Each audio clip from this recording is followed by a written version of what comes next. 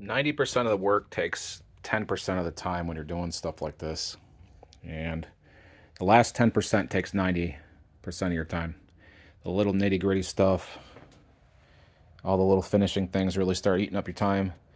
So we've got, what did we do since our last long form video? We've done a lot of electrical work.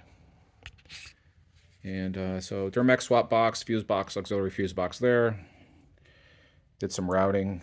And we started putting the lighting system back together. Got to run that ground still. We've got to still this bundle of wires down here. When I'm done transversing the car with wiring, we'll tidy that all up underneath. We've done some fastening, rigging on the front. That's not steel, is it? Wow. What is that? Anyways, man, this is cloudy. Hold on a second here. There, that's better. The whole front end here is all tied together. It's really firm.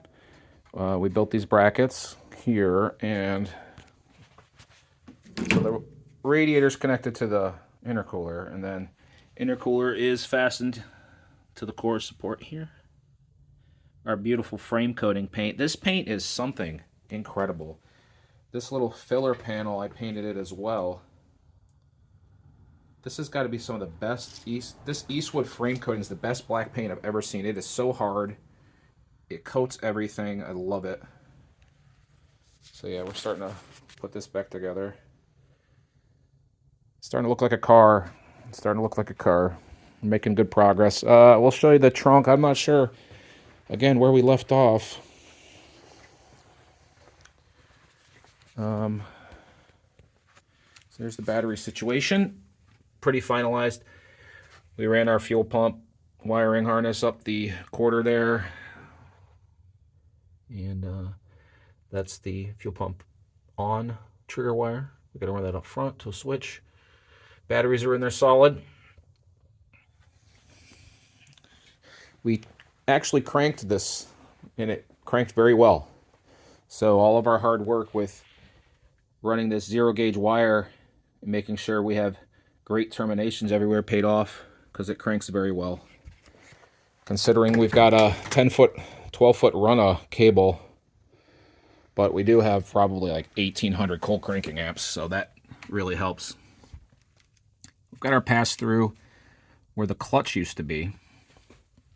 Clutch cable rod. Sorry, the clutch linkage used to come through that hole there, if you can see it. So it's our pass-through for our bundle of everything. There's not really a lot of wires that we need to run this. We'll have a drive-by-wire pedal here, data link connector. We'll have to mount that. These two go to our body control module. I forget what this is for. Looks like a O2, doesn't it? RSA. I'll have to look that up. Got a couple power cables. Got our cable coming through the firewall for our glow plug module. That's a gauge wire. We're gonna get all those on that stud over there for the bulkhead pass through on the the positive battery cable. That'll be our little spot for that. Still got the original glass fuse block there. Works fairly well.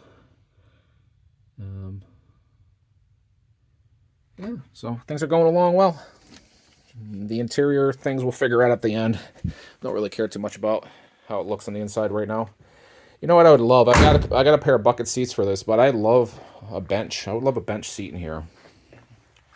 See how that works. And then we got to get the transmission controller sorted, what we're going to use for a tranny controller, or maybe I'll do a electric manual valve body situation you can do on these 4L80s. That's what I had in it before. That's what I was doing before. So, but I think they're coming along well. And that's about it. Don't really have a lot to go over this week. I'll show you the rest of the starting charging system. It's going to be something like this. I'll tidy it up more. We got the ground cable up here. Here's our bulkhead pass through.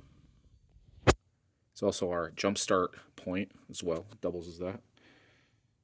Yeah, look how close the clearance is here. I'm gonna work this joint a little tighter together to get us a little more room there, because that'll probably rub.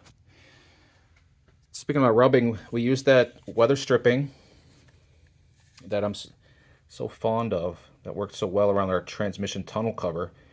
All of our exposed edges here, we finished those off so our boots, intercooler booting, doesn't get all rubbed through and busted up. And you know, it cleans up a lot of these edges. I stuck little pieces here so I don't, you know how many times I've cut my arms on these? So I've ended that hell, and we put that there, and it dresses things up nice. The car's gonna look really cool when you pop the hood. This whole area looks really well finished. I like it. But things are doing well. We'll see you next time.